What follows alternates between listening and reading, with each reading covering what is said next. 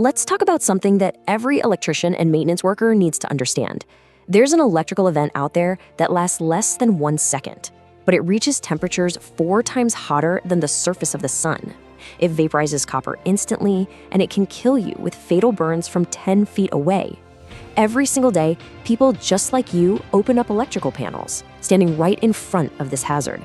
And honestly, most of them don't fully grasp what they're dealing with. So let's just start with this number, 35,000 degrees Fahrenheit. I want you to just let that sink in for a second. This isn't some theoretical number from a physics class. This is the real deal temperature that can be reached right at the terminals inside a piece of equipment during an arc flash. To put that into perspective for you, it's literally 4 times hotter than the surface of the sun. And the whole thing, this insane release of energy, is over in less than a second. It's faster than you can blink. It is way faster than your body's reflexes could ever hope to react. And here's the real kicker. From 10 feet away, that split-second blast of heat can kill you. It's called an arc flash. So in this explainer, we're gonna pull back the curtain on this thing. We're gonna break down what it is, why it happens, and most importantly, what you need to do to protect yourself from it. All right, let's get into it. We've hit you with some pretty terrifying numbers, I know, but let's turn that fear into knowledge. So what exactly is an arc flash? Well, in the simplest terms, it's electricity taking a shortcut. It's an uncontrolled blast of energy that happens when electricity jumps through the air from one spot to another, basically creating a lightning bolt inside an electrical panel. Now, you've probably heard people use these terms arc flash and arc blast almost interchangeably, but it's absolutely crucial you understand they are two different things happening at the same time. Think of them as two simultaneous killers. The arc flash is all about the light and heat, the thermal energy. The arc blast, well, that's the physical force, the concussive pressure wave that can literally knock you off your feet. So what kicks off one of these events? You know, the scary part is that it's usually not some huge dramatic failure. Most of the time, it's something incredibly simple. A dropped wrench that falls across 2 buzz bars, a multimeter probe that just slips for a second, even just a buildup of dust or a little bit of moisture inside a panel. It's these everyday things that make arc flash a constant, lurking danger on the job. So what really makes this split-second event so incredibly deadly? It's not just one thing. An arc flash attacks you with 4 distinct hazards all at once. And trust me, each one of them is a potential killer. Let's break down the anatomy of this catastrophe. First up, the most obvious one, the heat. We already mentioned 35,000 degrees, and this chart just shows how completely off the charts that really is. This thermal energy gets measured in something called calories per square centimeter. All you need to know is that it only takes 1.2 calories to give you a second-degree burn. An arc flash can deliver way more than that in an instant, setting your clothes on fire and causing horrific, unsurvivable burns. Okay, hazard number 2, the arc blast. All that intense heat makes the air and any vaporized metal, like copper, just explode outwards. We're talking about an expansion of up to 67,000 times the original volume, creating a pressure wave that hits with over 2,000 pounds of force per square foot. That's more than enough to throw a person across a room, collapse their lungs, or rupture their eardrums. As if the heat and blast wave weren't enough, we've got a third killer, shrapnel. The arc doesn't just melt metal, it vaporizes it. It turns solid copper and aluminum into molten droplets that shoot out of the equipment at over 700 miles an hour. These are basically tiny, superheated bullets that can shred skin and cause devastating internal damage. And finally, there's the assault on your senses. The light from an arc flash is incredibly bright, way more intense than a welding arc. It can cause immediate and permanent damage to your eyes.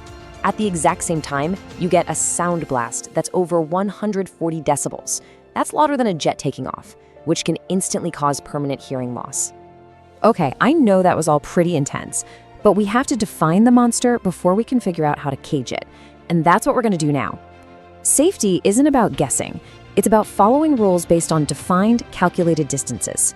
And the NFPA 70E standard gives us these invisible lines of defense called approach boundaries. So here's how it works. I want you to picture 3 invisible circles on the floor around a piece of live equipment. The biggest outermost circle is the limited approach boundary. If you're not a qualified electrical worker, you don't cross this line, period. Then you get closer to the restricted approach boundary. This is where the shock hazard gets real, and only qualified workers can enter. But the one we really care about today is that inner circle, the arc flash boundary. This is the line where if an arc flash happened, you'd get a second-degree burn. If you cross this line, you must, and I mean must, be wearing the correct ARC-rated PPE. So that begs the question, what is the correct PPE? Well, it's definitely not a one-size-fits-all kind of deal. The gear you wear, your armor, has to be specifically rated to handle the amount of energy that could be released from the panel you're working on. And that's where PPE categories come into play. This table is basically your cheat sheet. And the most important number here is that minimum ARC rating. It's measured in those calories per square centimeter we talked about. A really simple way to think about it is like SPF for heat.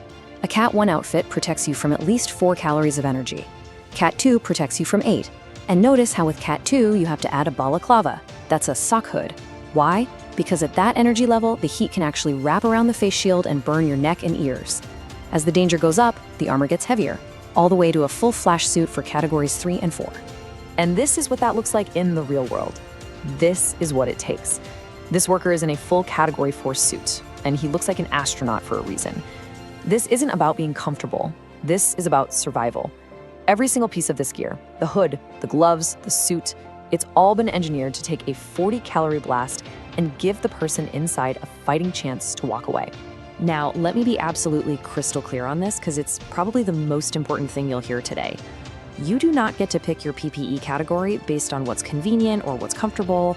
The equipment dictates the PPE. A formal engineering study called an incident energy analysis has to be done to calculate the potential energy at every panel. That math tells you the boundary and it tells you what PPE you must wear. It is not a negotiation. And that brings us to our final piece of the puzzle. All of these safety measures, the boundaries, the PPE, the analysis, they aren't just good ideas from a safety manual. They are the rules. They're backed by law through OSHA, and they are spelled out in detail in the NFPA 70E standard. They are absolutely not optional. So let's ask the million-dollar question, the one every single person in our line of work has to ask themselves. When is it actually okay to work on energized equipment? When can you justify opening a live panel? Well, the answer from OSHA is brutally simple. Almost never. The rule says you can only work on energized equipment when turning it off would actually create a greater hazard or when it's just completely infeasible to do the task with the power off. That's it. The boss is in a hurry, we can't shut down production. Those are not valid reasons. The default always is to de-energize. So let's wrap this all up with the absolute must-dos, the non-negotiables. First, your facility has to have an up-to-date arc flash risk assessment. Second, for those rare times you do have to work live, you need a formal energized work permit. Third, only qualified persons, meaning people who've been properly trained on these specific hazards, are allowed to do the work. And finally, you have to understand the relationship between OSHA and NFPA 70E. Think of it this way. OSHA makes the rule, and NFPA 70E is the detailed how-to manual that OSHA uses to enforce that rule. Look, truly understanding arc flash is the first step toward respecting the incredible danger it poses. If you want to dive deeper into this and other critical topics in workplace safety, make sure you subscribe to HSE Study. Thanks for watching, and please stay safe out there.